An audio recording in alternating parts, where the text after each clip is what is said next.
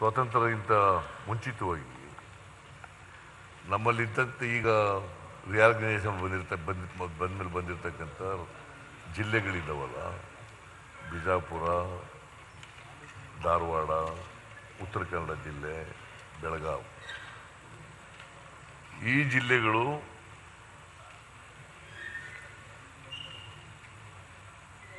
ಬಾಂಬೆ ಪ್ರೆಸಿಡೆನ್ಸಿನಲ್ಲಿ ಇದ್ದವು. ಸ್ವಾತಂತ್ರ್ಯ ಬಂದ ಮೇಲೆ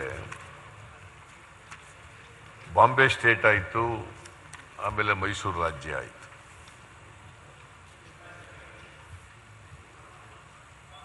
ನೈನ್ಟೀನ್ 56 ರಿಯಾರ್ಗನೈಸೇಷನ್ ಆಕ್ಟ್ ಆದಮೇಲೆ ಭಾಷಾವಾರು ಪ್ರಾಂತ್ಯಗಳಾಗಿ ಆದವು. ಅದಕ್ಕೆ ಮೊದಲು ಲಿಂಗ್ವಲ್ ಸ್ಟೇಟ್ಗಳು ಥರ ಇದ್ದವು. ಏಕೀಕರಣ ಆದಮೇಲೆ ಕರ್ನಾಟಕ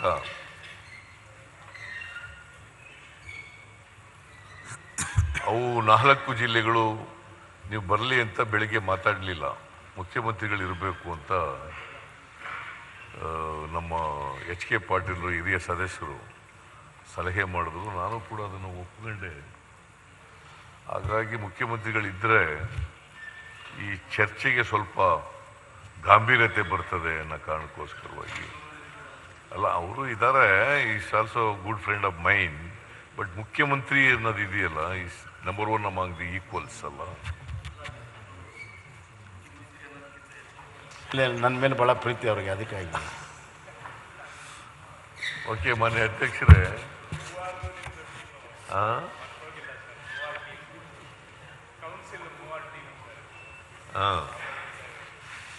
ಅಲ್ಲಿಗೆ ಹೋಗ್ತೀವಿ. ಮಾನ್ಯ ಅಧ್ಯಕ್ಷರೇ, ಏಕೀಕರಣ ಆದಮೇಲೆ ಮೈಸೂರು ರಾಜ್ಯ, ಹಿಂದೆ ಇದ್ದಂಥ ಮೈಸೂರು ರಾಜ್ಯ ದೊಡ್ಡದಾಯಿತು. ಆದರೆ ಕರ್ನಾಟಕ ಆದದ್ದು 1973ನಲ್ಲಿ ದೇವರಾಜ ಅರಸು ಅವರು ಮುಖ್ಯಮಂತ್ರಿ ಆಗಿರುವಾಗ ಕರ್ನಾಟಕ ಅಂತ ಆಯಿತು. ಈ ಏಕೀಕರಣ ಆದಮೇಲೆ ಈ ರಿಯಾರ್ಗನೈಸೇಷನ್ ಆಕ್ಟ್ 1956 ಆಯ್ತಲ್ಲ, ಇದಾದದ್ದು ಫಜಲ್ ಆಲಿ ಅನ್ನೋರ ಆಯೋಗದ ಶಿಫಾರಸಿನ ಮೇಲೆ ಆದದ್ದು. ಫಜಲ್ ಆಲಿ ಅದು 1953ನೇ ಇಸ್ವಿನಲ್ಲಿ ರಚನೆ ಆಗಿತ್ತು. ಅವರು 55ರಲ್ಲಿ ರಿಪೋರ್ಟ್ ಕೊಟ್ಟರು 2 ವರ್ಷಗಳ ನಂತರ. ಅದಾದಮೇಲೆ ಈ ಬಾಂಬೆ ಸ್ಟೇಟ್ನವರು ಇದನ್ನ 1956 ಆಕ್ಟ್ ಇದನ್ನು ಒಪ್ಕೊಳ್ಳಿಲ್ಲ. ಅವರು ಅದನ್ನು ಚಾಲೆಂಜ್ ಮಾಡೋಕ್ಕೆ ಶುರು ಮಾಡಿದ್ರು. ಅವರು ಒತ್ತಾಯದ ಮೇರೆಗೇನೆ, ಮಹಾರಾಷ್ಟ್ರದವರ ಒತ್ತಾಯದ ಮೇರೆಗೆ ಮೆಹರ್ಚಂದ್ ಮಹಾಜನ್ ಆಯೋಗ ಆದದ್ದು. ಅದು 1966ನಲ್ಲಿ ಆಯಿತು. ಆ ಟೈಮ್ನಲ್ಲಿ ಎಸ್ ನಿಜಲಿಂಗಪ್ಪನವರು ಕರ್ನಾಟಕದ ಮುಖ್ಯಮಂತ್ರಿ ಆಗಿದ್ದರು. ಆಮೇಲೆ ವಿ ಕೆ ನಾಯ್ಕ್ ಅಂತೇಳಿ ಮಹಾರಾಷ್ಟ್ರದಲ್ಲಿ ಮುಖ್ಯಮಂತ್ರಿ ಆಗಿದ್ದರು. ವಿ ಪಿ ನಾಯ್ಕ್ ಅಂತಕ್ಕಂಥವರು ಅಲ್ಲಿ ಮುಖ್ಯಮಂತ್ರಿ ಆಗಿದ್ದರು. ಕರ್ನಾಟಕದಲ್ಲಿ ಎಸ್ ನಿಜಲಿಂಗಪ್ಪನವರು ಮುಖ್ಯಮಂತ್ರಿ ಆಗಿದ್ದರು.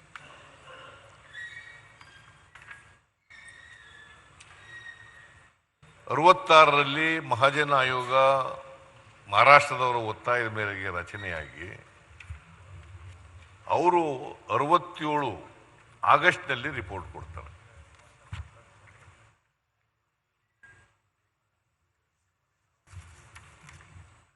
ಅವರದ ಒತ್ತಾಯದ ಮೇಲೆಗೇನೆ ಮಹಾಜನ್ ಆಯೋಗ ರಚನೆ ಆಯಿತು.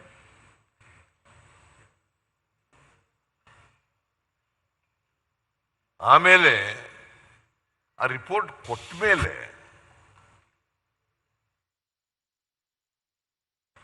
ಅದನ್ನ ಮಹಾರಾಷ್ಟ್ರ ಸರ್ಕಾರದವರು ಅದನ್ನು ತಿರಸ್ಕಾರ ಮಾಡ್ತಾರೆ.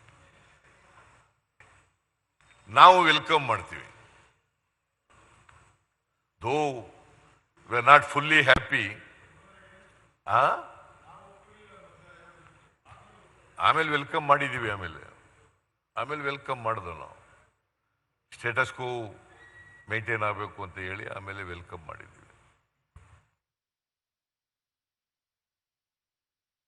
ಅವರು ಒಪ್ಪಲಿಲ್ಲ. ಅದಾದ್ಮೇಲೆ MES ಶುರುವಾಯಿತು. ಮಹಾರಾಷ್ಟ್ರ ಏಕೀಕರಣ ಸಮಿತಿ ಇಲ್ಲಿ ಶುರುವಾಯಿತು. ಮಹಾರಾಷ್ಟ್ರದವರು ಏನ್ರಿ ಎನ್ವಿಲಾಸ್ಮೆಂಟ್ರಿ ಮಿನಿಸ್ಟ್ರೇ ಕೇಳ್ತಾ ಇದ್ದೀರಾ? ಏನು ನಿದ್ದೆ ಮಾಡ್ತಾ ಇದ್ದೀರಾ? ಕೇಳ್ತಾ ಇದ್ದೀರಾ? ಮಹಾರಾಷ್ಟ್ರದವರು ರಾಜಕೀಯ ಕಾರಣಕ್ಕೋಸ್ಕರವಾಗಿ ಇದನ್ನ ಜೀವಂತವಾಗಿ ಇಟ್ಕೊಂಡಿದ್ದಾರೆ. The matter is settled through report of the Mahajan commission.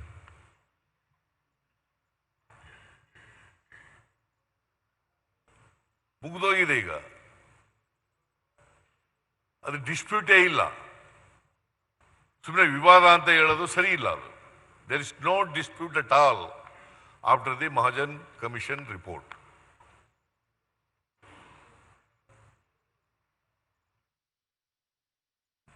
ಮಹಾರಾಷ್ಟ್ರದವರು ಇದನ್ನು ರಾಜಕೀಯ ಕಾರಣಕ್ಕೋಸ್ಕರವಾಗಿ ಜೀವಂತವಾಗಿ ಇಟ್ಕೊಂಡು ಇದನ್ನು ಕೆದಕುತ್ತಲೇ ಇರ್ತಾರೆ. ಕಾಲ್ ಕೆರ್ಕೊಂಡು ಜಗಳಕ್ಕೆ ಬರ್ತಾ ಇರ್ತಾರೆ.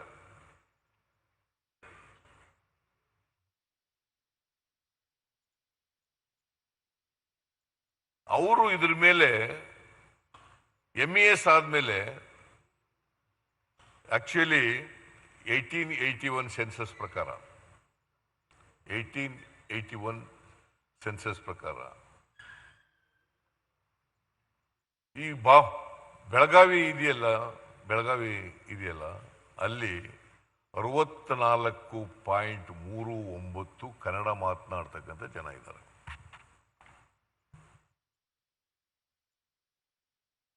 26.04% ಮರಾಠಿ ಮಾತಾಡ್ತಕ್ಕಂಥ ಮರಾಠಿಗರಿದ್ದಾರೆ. 50%ಗಿಂತ ಜಾಸ್ತಿ ಎಲ್ಲಿದ್ದಾರೆ? ಅವರೆಲ್ಲರೂ ನಮಗೆ ಸೇರ್ಬೇಕಲ್ಲ. ಬೆಳಗಾವಿನಲ್ಲಿ 1881 ಸೆನ್ಸಸ್ ಪ್ರಕಾರ 64.39% ಕನ್ನಡಿಗರಿದ್ದಾರೆ. 26.04% ಮರಾಠಿಗರಿದ್ದಾರೆ. To whom it should go to, whether it should go to Karnataka or Maharashtra.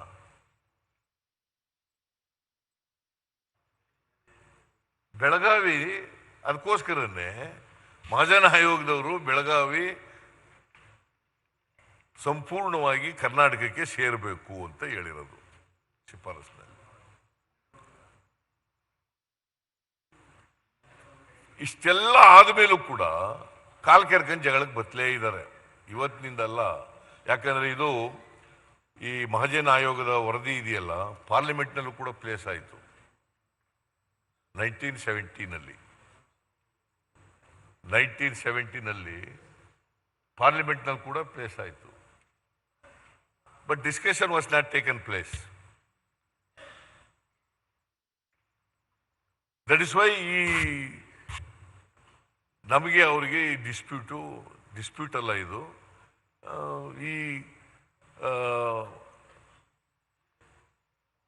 ಆ ರಿಪೋರ್ಟ್ ಮೇಲೆ ಅಸಮಾಧಾನ ಅವ್ರಿಗೆ ಇದ್ದ ರಿಪೋರ್ಟ್ ತಿರಸ್ಕಾರ ಮಾಡಿದ್ದಾರೆ. ನಾವು ಇದನ್ನ ಸಬ್ಸಿಕ್ವೆಂಟಾಗಿ ವೆಲ್ಕಮ್ ಮಾಡಿದ್ದೀವಿ.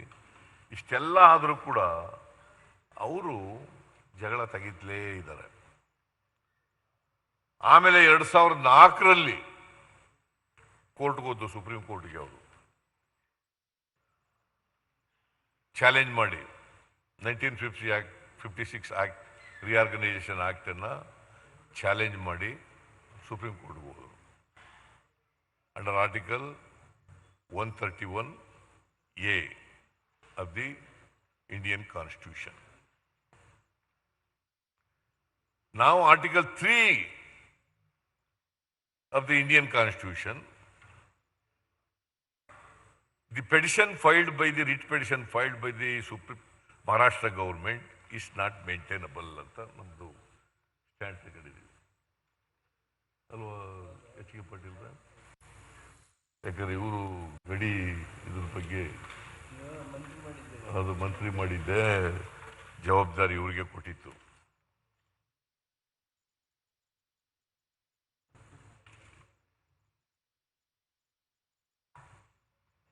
ಅದು section article 3 of the Indian constitution ಪ್ರಕಾರ the petition filed by the Maharashtra government is not maintainable and Supreme Court has no jurisdiction.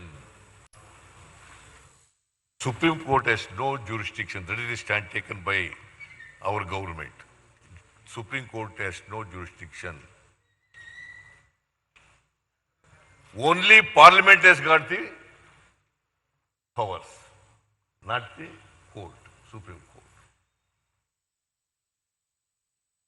That is the stand taken by Karnataka government.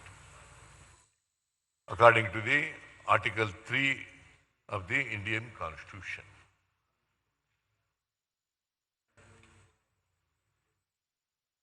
ಇದಾದ್ಮೇಲೆ ಅವರು ಜಗಳ ತೆಗಿತ್ಲೇ ಇದ್ದಾರೆ. ಬಹುಶಃ ಈಗಲೂ ಕೂಡ ಅಲ್ಲಿ ಲೋಕಲ್ ಬಾಡೀಸ್ ಎಲೆಕ್ಷನ್ ಇರ್ಬೇಕಲ್ಲ ಅಲ್ಲಿ, ಲೋಕಲ್ ಬಾಡೀಸ್ ಎಲೆಕ್ಷನ್ ಇದಾವಲ್ಲ, ಅದಕ್ಕೆ ಶುರು ಮಾಡಿದ್ರು. ಯಾಕಂದ್ರೆ 23ನೇ ತಾರೀಕು, ನವೆಂಬರ್ 23ನೇ ತಾರೀಕು ಆರ್ಗ್ಯುಮೆಂಟ್ಗೆ ಬಂದಿತ್ತು ಅಲ್ಲ, November 23.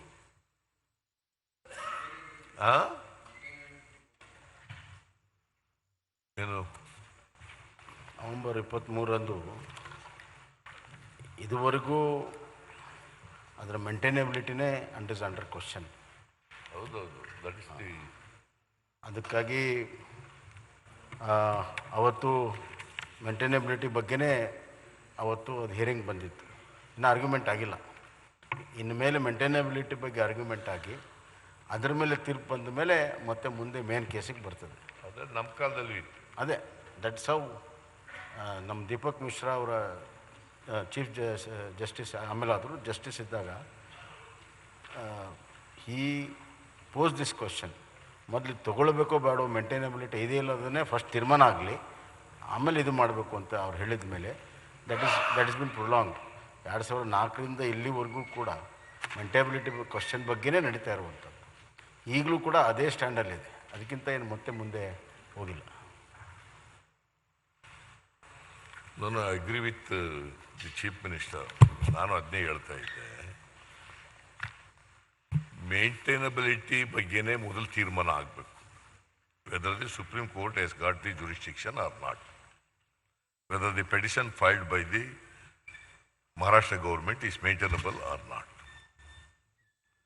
That question, that issue is to be settled first. That is to be determined first. ಅದಾದ್ಮೇಲೆ ಮೆರಿಟ್ ಮೇಲೆ ಕೇಸ್ ನಡೆಸೋದು ಬೇರೆ. ಅವರು ಕ್ವಶನ್ ಮಾಡಿದಾರಲ್ಲ, ಅದು ಮಾಡೋದು ಆಮೇಲೆ. ಮೇಂಟೈನಬಿಲಿಟಿನೇ ಇಲ್ಲದ ಮೇಲೆ ನನ್ನ ಪ್ರಕಾರ, according to my information and knowledge goes, the petition filed by the Maharashtra government is not maintainable at all. ಅವರು ಅದಕ್ಕೆ 2004ರಿಂದ ಈಗಾಗಲೇ ಸುಮಾರು 20 ವರ್ಷ 18 ವರ್ಷ ಆಯ್ತು. ಇನ್ನೇನು 20 ವರ್ಷ ಆಯ್ತಾ ಬಂದಿದೆ. 20 ವರ್ಷದಿಂದ ಎಳ್ಕೊಂಡು ಹೋಗುತ್ತಲೇ ಇದೆ.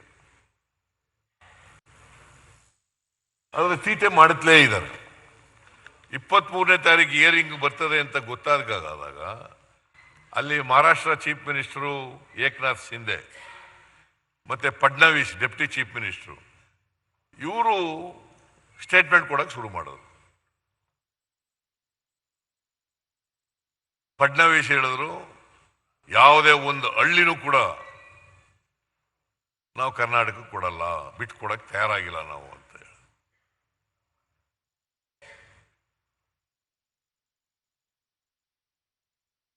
ಸಿ ಕೆಲವು ಮಹಾಜನ್ ರಿಪೋರ್ಟ್ ಪ್ರಕಾರ ನಮಗೂ ಸ್ವಲ್ಪ ತೊಂದರೆ ಆಗ್ಬೋದು, ಆದರೂ ನಾವು ಒಪ್ಕೊಂಡಿದ್ದೀವಿ. ಬಿಕಾಸ್ ವಿ ಆರ್ ಇನ್ ಒಕ್ಕೂಟದ ವ್ಯವಸ್ಥೆನಲ್ಲಿದ್ದೀವಿ.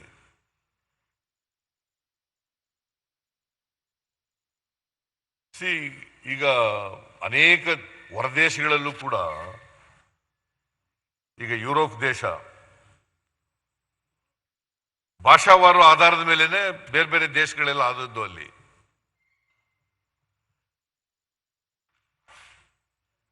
ರಷ್ಯಾ ಕೂಡ ಆದದ್ದು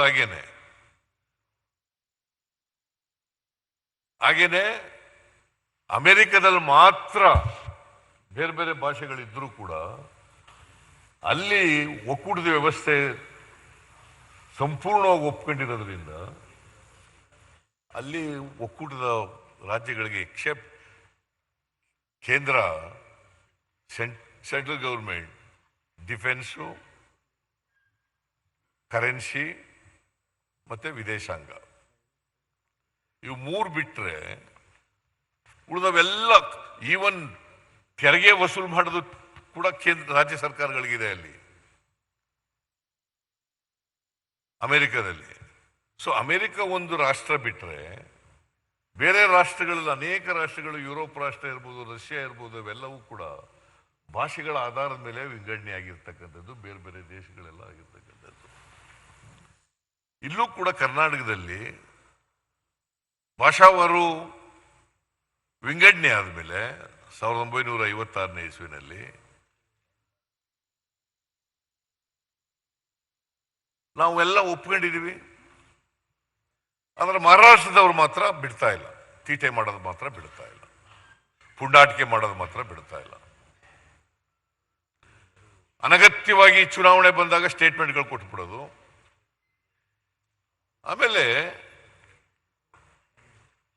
3 ಜನ ಏಕನಾಥ್ ಶಿಂದೆ ಅವರು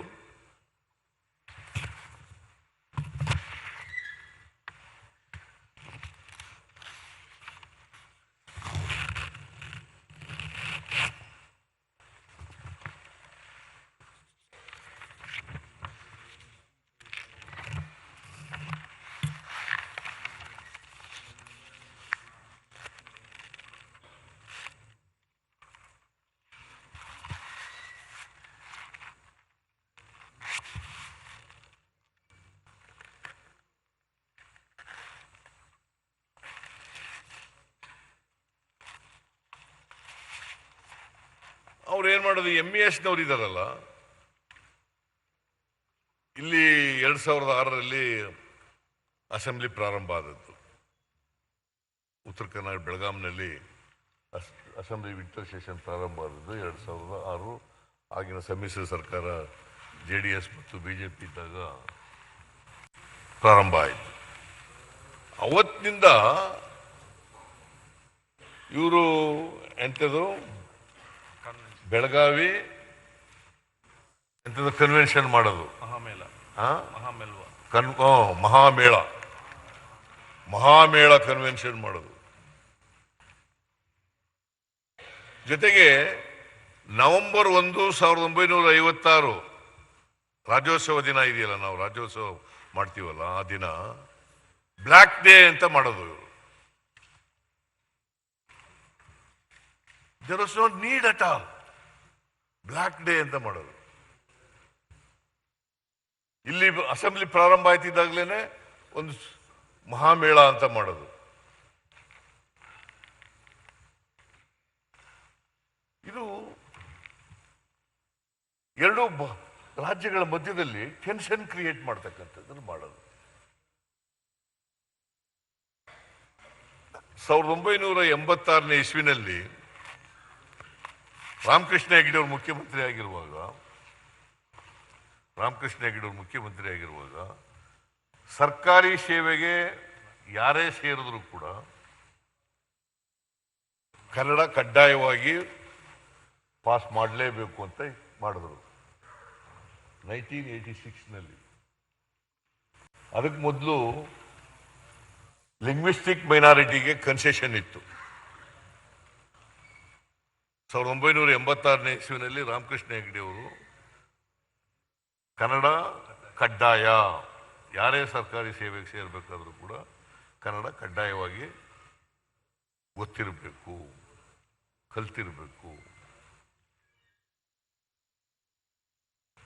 ಅದಕ್ಕೆ ಮೊದಲು ಇರಲಿಲ್ಲ. 1986ಗಿಂತ ಮುಂಚಿತವಾಗಿ ಲಿಂಗ್ವಿಸ್ಟಿಕ್ ಮೈನಾರಿಟಿಗಳಿಗೆ ಕನ್ಸೆಷನ್ ಇತ್ತು. ಸೊ ಇದಾದ್ಮೇಲೆ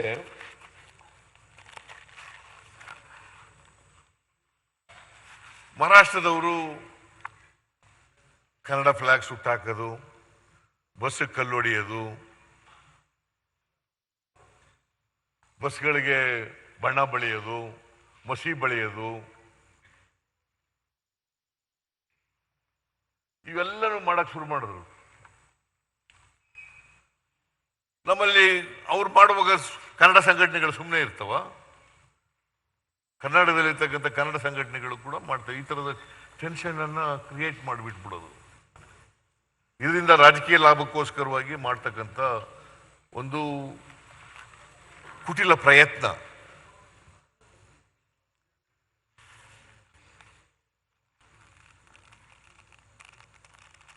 ಆಮೇಲೆ 1986ನಲ್ಲಿ ಒಂದು ಗೋಲಿಬಾರ್ ಕೂಡ ಆಯಿತು. 1986ನಲ್ಲಿ ಗೋಲಿಬಾರ್ ಆಗಿ ಕೆಲವರು ಸತ್ತರು. ಅದೊಂದು ನೆಪ ಇಟ್ಟುಕೊಂಡು ಅವತ್ತು ಹುತಾತ್ಮರಾದ್ರಲ್ಲ ಅವ್ರ ಮನೆಗಳಿಗೆ ಬರೋದು, ಮಾತಾಡಿಸ್ತೀವಿ ಅನ್ನೋದು, ಏಕೀಕರಣ ಸಮಿತಿ ಸಭೆಗಳಿಗೆ ಬರೋದು, ಮಾಡೋದು, ಇವೆಲ್ಲ ಮಹಾರಾಷ್ಟ್ರದವರು ಮಾಡಕ್ ಶುರು ಮಾಡೋದು. ನಾವ್ಯಾವುದು ಇಂಥ ತೀಟೆಗಳನ್ನ ಮಾಡಕ್ ಹೋಗಿಲ್ಲ. ಆದ್ರೆ ಮರಾಠಿ ಮಾತ್ರ ನಿರಂತರವಾಗಿ 1956 ಆದ್ಮೇಲೆ ನಿರಂತರವಾಗಿ ಇದೇ ಕೆಲಸ ಮಾಡ್ಕೊಂಡು ಬರ್ತಾ ಇದ್ದಾರೆ. ಅದಕ್ಕೆ ಸಾಂಗ್ಲಿ ಜಿಲ್ಲೆನಲ್ಲಿ ಇವತ್ತು ಏನಾಗಿದೆ ಅಂತಂದ್ರೆ, ನಮ್ಮಲ್ಲಿ ಕನ್ನಡಿಗರು ಆ ಭಾಗದಲ್ಲಿ ವಾಸ ಮಾಡ್ತಾರಲ್ಲ, ಅವ್ರಿಗೆಲ್ಲ ತೊಂದರೆ ಕೊಡೋದು. ಅವ್ರಿರ್ತಕ್ಕಂಥ ಊರುಗಳಲ್ಲಿ ಅಭಿವೃದ್ಧಿ ಕೆಲಸಗಳು ಮಾಡೋದಿಲ್ಲ, ಕುಡಿಯೋ ನೀರು ಕೊಟ್ಟಿಲ್ಲ.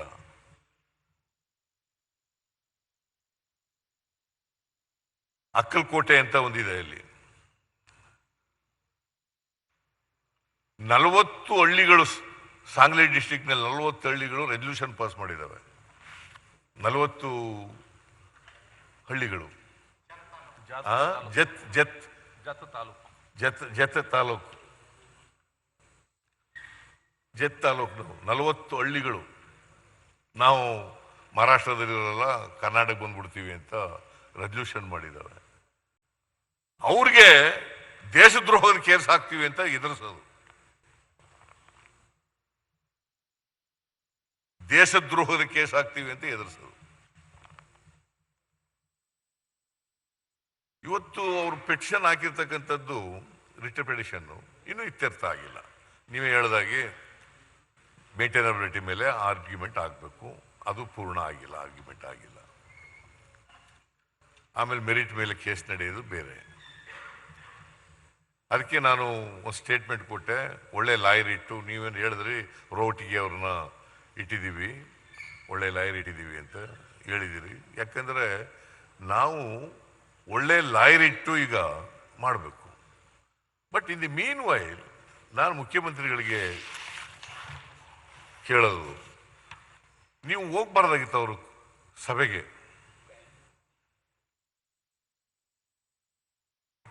ಯಾಕಂತಂದ್ರೆ ಅವರು they wanted to create dispute ಇದೆ ಅನ್ನೋದನ್ನ ತೋರ್ಸಕ್ಕೋಸ್ಕರವಾಗಿ ಅವರಿಗೆ, ಮಹಾರಾಷ್ಟ್ರದವರಿಗೆ ಇದಿದೆ. ಪ್ರೈಮ್ ಮಿನಿಸ್ಟರ್ಗೆ ಈಗ ನಿಮ್ದು ಡಬಲ್ ಇಂಜಿನ್ ಸರ್ಕಾರ ಅಂತ ಹೇಳ್ತೀರಿ, ಈಗ ಟ್ರಿಬಲ್ ಇಂಜಿನ್ ಸರ್ಕಾರ, ಟ್ರಿಬಲ್ ಇಂಜಿನ್ ಸರ್ಕಾರ ಈಗ 3 ಮಹಾರಾಷ್ಟ್ರ, ಕರ್ನಾಟಕ ಮತ್ತೆ ಕೇಂದ್ರ ಸರ್ಕಾರ. ಈ ಡಬಲ್ ಇಂಜಿನ್ ಅಲ್ಲ, ಟ್ರಿಬಲ್ ಇಂಜಿನ್.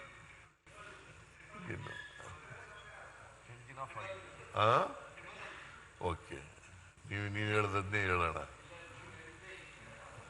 3 ಸರ್ಕಾರಗಳು ಇದ್ದಾವೆ, BJP ಸರ್ಕಾರನೇ.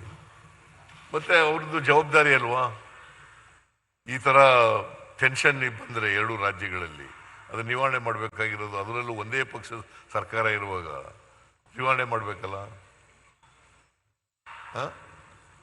ಸೊ ಅವರು ಒಂಥರ ಮೌನವಾಗಿದ್ಬಿಟ್ಟಿರ್ತಾರೆ.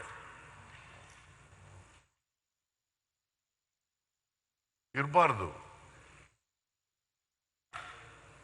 ಕೇಂದ್ರ ಸರ್ಕಾರ ಕೂಡಲೇ ಈ ಥರ ಎಲ್ಲ ಆದರೆ, ನೋಡಪ್ಪ ಇವೆಲ್ಲ matter is pending before the supreme court, till is disposed of, ನೀವು ಬಾಯಿ ಮುಚ್ಕೊಂಡು ಇರ್ರಯ್ಯ ಅಂತ ಹೇಳ್ಬೇಕಾಗಿತ್ತು. ತೀಟೆ ಮಾಡೋದನ್ನೆಲ್ಲ ನಿಲ್ಲಿಸ್ರಿ ಅಂತ ಹೇಳ್ಬೇಕಾಗಿತ್ತು. ಇವೆಲ್ಲ ಗೂಂಡಾಗಿರಿ ಮಾಡೋದನ್ನೆಲ್ಲ ಬಿಡಿ ಅಂತ ಹೇಳ್ಬೇಕಾಗಿತ್ತು. ಈ ಪುಂಡಾಟಿಕೆ ಮಾಡೋದನ್ನೆಲ್ಲ ಬಿಡಿ ಅಂತ ಹೇಳ್ಬೇಕಾಗಿತ್ತು. ಅವ್ರೇನ್ ಮಾಡಿದ್ದಾರೆ, ಏಕನಾಥ್ ಶಿಂದೆ ಅವರು 3ನೇ ತಾರೀಕು 3 ಜನ ಎಲ್ಲ ಮಂತ್ರಿಗಳನ್ನ ಕಳಿಸಿಕೊಡೋಕ್ಕೆ ಅಲ್ಲಿಗೆ ಕರ್ನಾಟಕಕ್ಕೆ ಬೆಳಗಾಂಗೆ 3 ಜನ ಮಂತ್ರಿಗಳು ಕಳಿಸಿಕೊಡ್ಲಿಕ್ಕೆ. ಯಾರ್ಯಾರನ್ನ? ಚಂದ್ರಕಾಂತ್ ಪಾಟೀಲ್ ಅಂತ ಒಬ್ರು, ಇನ್ನೊಬ್ರು ಶಂಭುರಾಜ್ ದೇಸಾಯಿ ಅಂತ, ಒಬ್ಬ MP ಧೈರ್ಯಶೀಲ್ ಮಾನೆ ಅಂತ. ಇವರು ನಾವು ಬೆಳಗಾವಿಗೆ ವಿಸಿಟ್ ಮಾಡ್ತೀವಿ, ಅಲ್ಲಿ MESನವ್ರ ಜೊತೆ ಮೀಟಿಂಗ್ ಮಾಡ್ತೀವಿ ಅಂತೆಲ್ಲ ಹೋಗಿ 3ನೇ ತಾರೀಕು ಬರ್ತೀವಿ ಅಂದ್ರೆ, ಆಮೇಲೆ 6ನೇ ತಾರೀಕು ಸರ್ಕಾರ ಅವ್ರನ್ನ ಬರಬಾರ್ದಾಗಿ ನಾ ಇಂಡಿಯಾನು ಮಾಡಿದ್ದೆ, 144 ಸೆಕ್ಷನ್ ಹಾಕಿ ಅವ್ರು ಬರಬಾರ್ದಾಗ ಮಾಡಿದ್ದು. ಈಗ ನೀವು ಅವ್ರು ಬರಬಾರ್ದಾಗ ಮಾಡಿರ್ತಕ್ಕಂಥದ್ದು ಒಳ್ಳೆ ಕ್ರಮ. ಆದರೆ ಮುಖ್ಯಮಂತ್ರಿಗಳು ಅವ್ರ ಜೊತೆ ಅವ್ರ ಉದ್ದೇಶ ಏನು? ಇದನ್ನ ಇಶ್ಯೂ ಕ್ರಿಯೇಟ್ ಮಾಡಬೇಕು, ಇಶ್ಯೂನ ಜೀವಂತವಾಗಿ ಇಡಬೇಕು, ಇದನ್ನ ರಾಜಕೀಯವಾಗಿ ಬಳಸ್ಕೋಬೇಕು ಅಂತೇಳಿ ಕಿರುಕುಳ ಕೊಡೋದು, ಯಾವಾಗಲೂ ಕಿರುಕುಳ ಕೊಡ್ತಕ್ಕಂಥ ಕೆಲಸ ಮಾಡ್ತಾ ಇರ್ತಾರೆ. ಅದಕ್ಕೋಸ್ಕರ ಅವ್ರಿಗೆ ಹೇಳ್ಬೇಕಾಗಿತ್ತು, ನೋಡಪ್ಪ ಕೋರ್ಟ್ನಲ್ಲಿ matter is pending before the court, ಅದು ಇತ್ಯರ್ಥ ಆಗೋವರೆಗೆ ನೋ ಟಾಕ್. ಅದೇನೋ ಒಂದು ಕಮಿಟಿ ಬೇರೆ, ಒಂದು ಸಮಿತಿ ಬೇರೆ ಮಾಡಿದ್ದಾರೆ. 3 ಜನ ಮಂತ್ರಿಗಳು, ಆ ಕಡೆ 3 ಜನ, ಈ ಕಡೆ 3 ಜನ ಮಂತ್ರಿ. ಯಾಕೆ ಒಪ್ಕೋಬೇಕು? ಅಲ್ಲ, ಆಮೇಲೆ ಹೇಳು, ಉತ್ತರ ಕೊಡುವಾಗ ಹೇಳಿ.